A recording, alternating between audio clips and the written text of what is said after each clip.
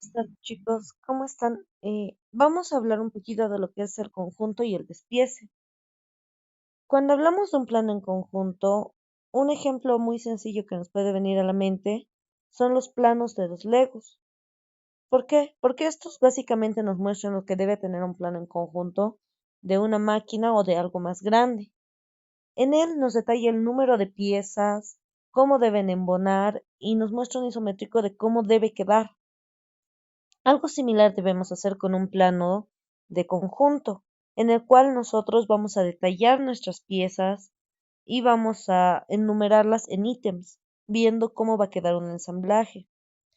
El plano de conjunto se presenta de esta forma, en el cual tenemos nosotros un isométrico, una vista frontal, si fuera necesario una vista de corte, luego ponemos sus globitos correspondientes, que nosotros ya hemos aprendido a hacer eso, y generamos su lista de ítems, cantidad y el nombre de la pieza. Si es que fuera normada, tiene que ir especificado cuál es. Por ejemplo, un M6 u otra pieza. En este caso, este planito yo lo hice con el AutoCAD convencional. Ustedes, depende de cómo les muestre el Inge el examen, pueden hacerlo con el Mechanical o con el convencional si es que no especificara. De preferencia siempre es el Mechanical, ya que esta nos saca una lista ya elaborada y demás. Esa es una lista ya normada. Pero no debemos confundirnos con lo que es un plano explosivo, que es el que tenemos aquí abajo, y el que es similar a la práctica que yo les he subido. En el plano explosivo nos muestra eso, cómo es la explosión del conjunto. No nos muestra todo ensamblado. ¿Está bien? Ustedes tienen que presentar un plano de conjunto, no un explosivo. Tomen eso en cuenta. Los planos del despiece son los planos de cada una de las piezas que vamos a fabricar. En este caso yo he puesto aquí un ejemplo. ¿Por qué? Porque para esta pieza yo he visto que es óptimo tener una vista superior y una lateral. Esta debe ir con sus respectivas cuotas según la normativa y tiene que ir con su carimbo y demás, respetando siempre la numeración de hojas. Y por comodidad y por estética del mismo plano, lleva siempre su isométrico. Cuando presentamos nuestros planos debemos tener en cuenta ciertas cosas. Por ejemplo, los elementos roscados o de unión que sean normados, nunca los dibujamos como una pieza. ¿Por qué? Porque estos al ya estar normados simplemente se los anota en la lista de ítems en el plano en conjunto. Ahí ya lo pueden dibujar insertado, pero no tienen que dibujarlo como una pieza como tal. ¿Está bien? Y los planos deben tener una vista isométrica, ya que esta ayuda al lector a entender mejor tu pieza como tal.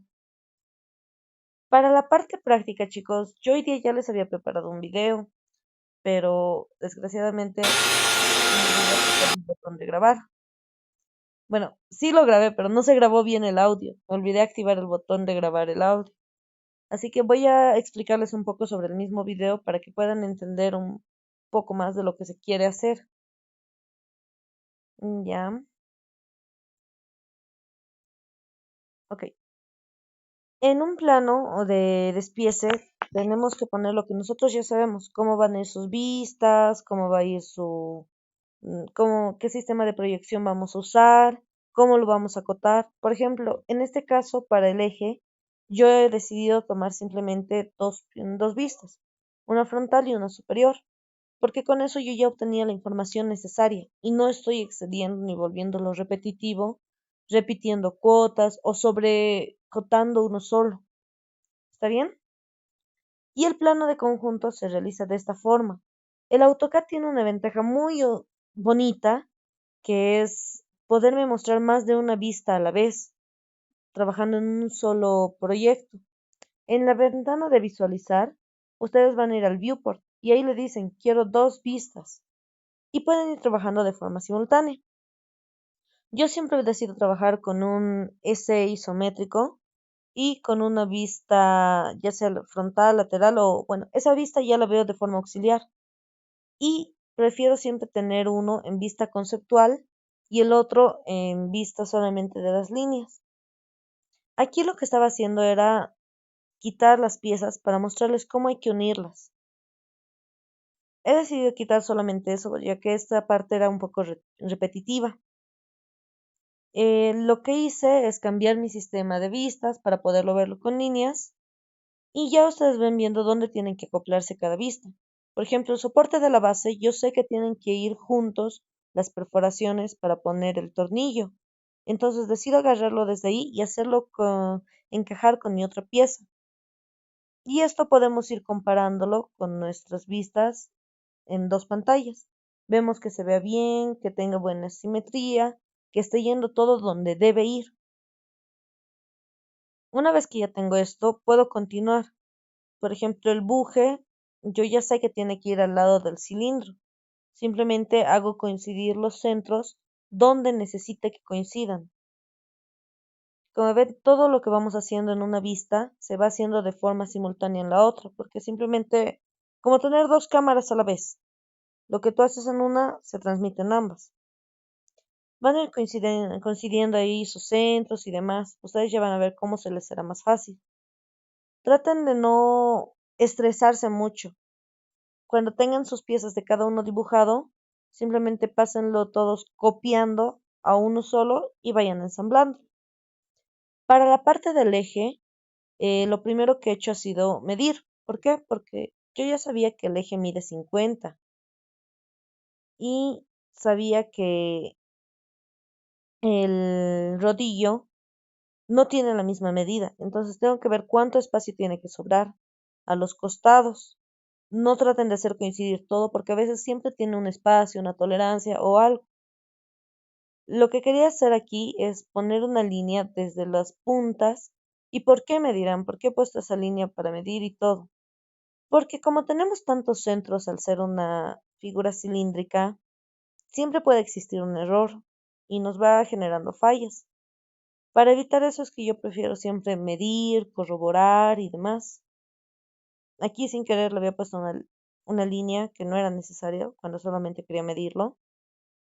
Y ya, vamos a ver que ahí comprobaba que era 40 para empezar a moverlo.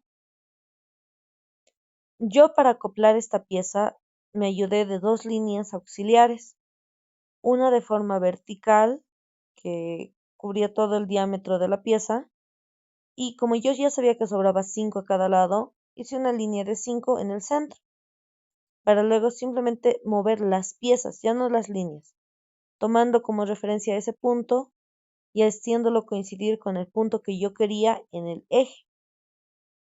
Listo. Luego ya lo puedo borrar mis líneas auxiliares.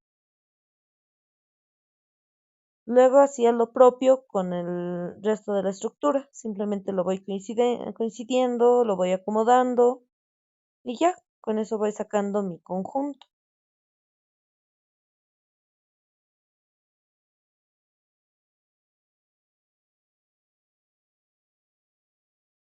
Una vez que ya tienen eso, ya podemos comprobar de que todo esté bien con más de una vista.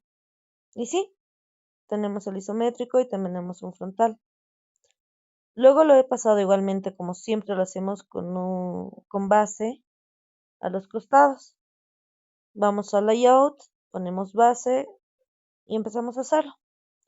Ahora, como les decía, yo hice este plano en el AutoCAD convencional.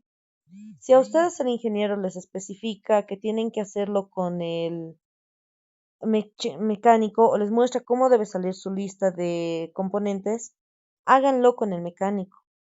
También se puede con el convencional, pero ¿cuál es la diferencia? La tablita que tenemos aquí es una tabla que yo la he elaborado, es como un Excel, que se puede sacar desde la misma ventana del AutoCAD al momento de acotar, pero no es lo óptimo. ¿Ven? Ahí se está seleccionando y esos datos yo los puedo variar. No es lo óptimo porque aquí no está normado como se debería. Pueden seleccionar otra vez y todo. En caso de que no se pueda, úsenlo como última opción para presentar, pero preferible usar el mecánico. Salvo que el Inge les especifique, vamos a trabajar con AutoCAD convencional. En caso de que mi pieza tuviera ahí se selecciona la tabla y se la pone. En caso de que mi pieza tuviera elementos roscados para poner los tornillitos donde corresponden, debería señalarlo igual con una burbujita y debería aparecer en mi lista de ítems. ¿Ok? No se olviden de eso. Los elementos roscados se pueden poner en el plano de conjunto, pero no se dibujan como una pieza. Y también van a cumplir llenando bien sus hojas. Por ejemplo, aquí le voy a poner hoja 1, digamos, de 6. Hoja 1 de 6. En la siguiente pieza irá hoja 2 de 6, con el respectivo nombre. Hagan coincidir sus números de hojas con el número de ítems.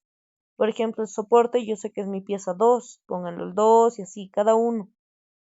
También llenen bien su carimbo, revisen su sistema de proyección, revisen que tenga el nombre correspondiente a la pieza que le estás dando y todo eso. En la parte del conjunto, yo siempre prefiero trabajar con lo que son hojas A3 para el conjunto. Todas mis piezas las hago en A4 y el A3 lo pongo siempre en una... bueno, todas las piezas las hago en una A4 y el conjunto como tal lo pongo en una A3 porque se ve más estético dado que ocupa más espacio y demás. También tienen que tener mucho cuidado con sus escalas, porque si no revisan bien qué escala le están poniendo, pueden llegar a fallar en todo el maquinado y es mucho trabajo, es pérdida, es gasto y demás. Ahora, para esta parte del rodillo, yo he visto que ustedes también tienen uno similar, en el que les está mostrando, tal y como aquí, un ratón, ¿dónde está? Rodillo, ahí está. Tal y como aquí les muestro una parte que es así, donde se especifica simplemente la cara. No se compliquen, chicos. Esta pieza yo lo he hecho simplemente partiendo de ese pedacito. He puesto cuánta distancia tiene que tener con el diámetro central y lo he hecho dar una revolución. ¿Ok? Simplemente le he hecho dar eso. Yo doy una revolución de 360 grados y con eso ya tengo mi cilindro, respetando todos los detalles que me está pidiendo para el centro. Así que no se compliquen, luego simplemente muéstrenme una vista de corte y ya está. Con eso ya podrían terminar su examen. Ahora, mañana igual van a tener una parte de teoría. Estudien todo, el Inge va a meter todo porque al ser un examen final, entra desde lo primero que hemos avanzado hasta lo último. Háganse ayudar de todo lo que hemos estado viendo en el semestre, los videos y demás. Revisen teoría y otros. ¿Ok? Eso sería todo, chicos.